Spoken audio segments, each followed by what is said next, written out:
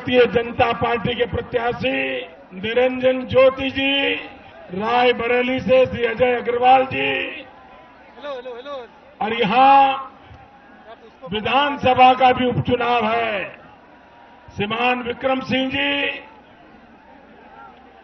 भाइयों बहनों, इस चमचमाती धूप में आप लोग इतने उमंग और उत्साह के साथ इस सभा को सफल बना रहे हैं। भाइयों बहनों, मुझे आने में विलंब हुआ, आपको कष्ट हुआ, इसके लिए मैं आप सबकी क्षमा मांगता हूं। लेकिन मेरे भाइयों बहनों, आप लोगों ने इस ताप में जो तपस्या की है,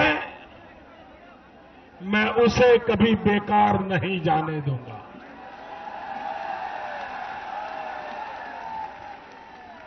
आपने मुझे जो प्यार दिया है, वो प्यार मैं समाया करके लौटाऊंगा।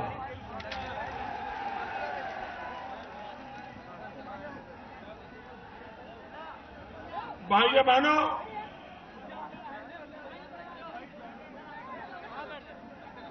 मैं इन दिनों पूरे देश का भ्रमण कर रहा हूं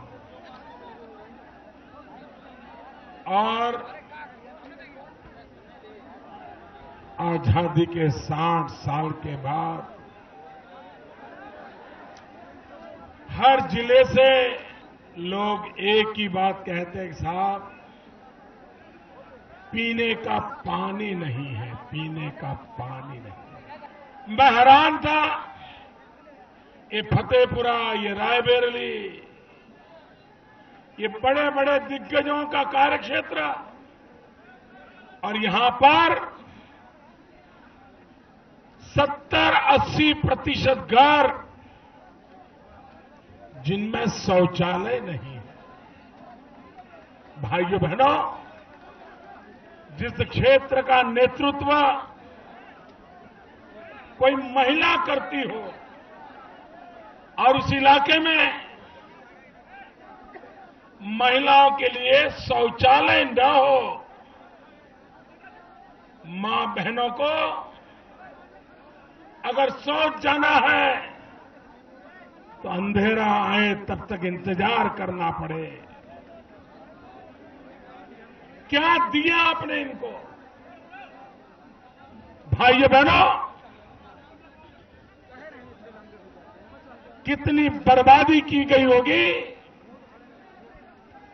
सत्ता सुख में डूबे लोग जनता को अपनी जेब में मानने वाले लोग, इन्हें जनता की कोई परवाह नहीं है। अगर परवाह होती, कम से कम यहां के हर घर में नल होता, नल में पानी होता, घर में बिजली होती, एक शौचालय होता। भाइयों बहनों, मुझे बताइए, क्या 60 साल की आजादी में आपको ये लेने का हक है कि नहीं है? आपको इतना मिलना चाहिए कि नहीं मिलना चाहिए? जिन लोगों ने ये भी नहीं दिया है, उनको सजा देनी चाहिए कि नहीं देनी चाहिए? भाइयों बहनों, क्या कर दिया है इन्होंने? मेरे देश को क्या कर दिया है? लूटा है, आपके अरमानों को लूटा है, आपके सपनों को चूर चूर कर दिया है। और इसलिए भाइयों बहनों, ये चुनाव अब आखिरी दौर की ओर आगे बढ़ रहा है और अब तक जो मतदान हुआ है, इससे ये साफ हो गया है, अब तक जो मतदान हुआ है, इन मतदाताओं ने 2 महत्वपूर्ण काम किए हैं। 2 महत्वपूर्ण काम किए हैं। एक,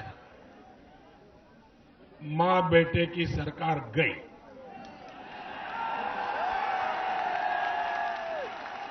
ये पक्का, ये बच नहीं सकते। देश का मिजाज बदल चुका है। और भाइयों बहनों, दूसरा काम किया है, नई सरकार की मजबूत नींव का शिलान्यास भी कर दिया है। अब जहां मतदान बाकी है, उनका एक ही काम करना है, दिल्ली में मजबूत सरकार बनाना। उत्तर प्रदेश से सारे के सारे कमल दिल्ली भेजना मैं वादा करता हूं। भाइयों बहनों, इन दिनों चुनाव में मां और बेटे के बीच में स्पर्धा चल रही है। मां और बेटे के बीच में झूठ बोलने की स्पर्धा चल रही है। कौन बड़ा झूठ बोलता है? अगर मां सोमवार को झूठ बोलती है तो बेटा मंगल को डबल झूठ बोलता है। बेटा मंगल को डबल झूठ बोलता है तो मां बुधवार को ट्रिपल झूठ बोलती है। और झूठ भी ऐसा बोलते हैं जी, पकड़े जाते हैं, क्योंकि कोई मर्यादा नहीं है उनके झूठ बोलने में। कल ही हमारे राहुल भैया गुजरात आए थे।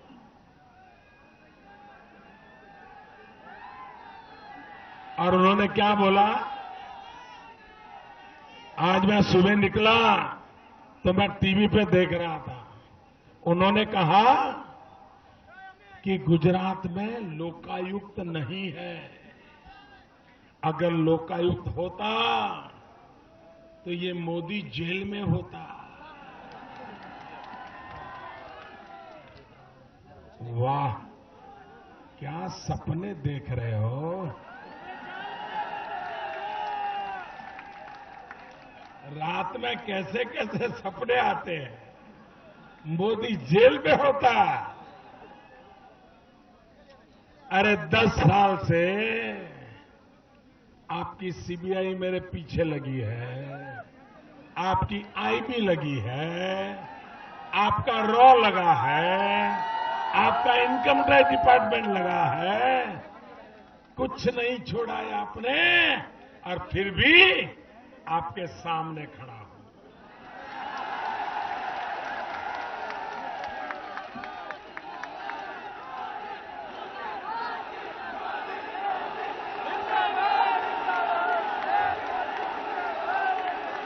भाइयों बहनों, हमारे राहुल भैया ने कहा कि गुजरात में लोकायुक्त नहीं है। अब उनका अज्ञान, ये उनकी अपनी प्रॉपर्टी है, उसके लिए मुझे कुछ कहना नहीं है। लेकिन मेरे देशवासियों को पता होना चाहिए, गुजरात में लोकायुक्त है। हाईकोर्ट के निवृत्त जज बैठे हुए हैं। इतना ही नहीं, राहुल भैया, आपको ये तो पता होना चाहिए कि ये जो लोकायुक्त है, उसने अभी हमें एक रिपोर्ट दी, जांच रिपोर्ट।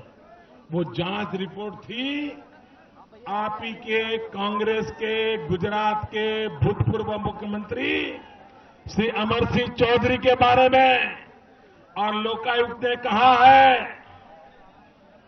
कि अमर सिंह चौधरी जब मुख्यमंत्री थे, तब उन्होंने गैर कानूनी तरीकों से जंगलों को काट काट करके लकड़ी बेच दी थी। आपके मुख्यमंत्री को गुजरात के लोकायुक्त ने दोषी माना है।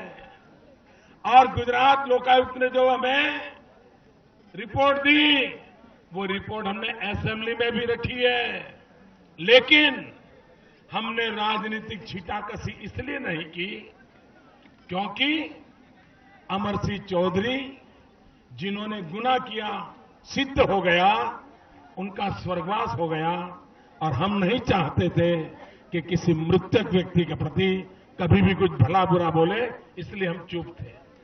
మోదీ గారిని నేను at this point I think he's the need of the hour for the country and that's the reason ఈ ప్రాజెక్ట్ అనేది ఒకటి మొదలుపెట్టి చేయటం అనేది ఓన్లీ బికాస్ ఆఫ్ దట్.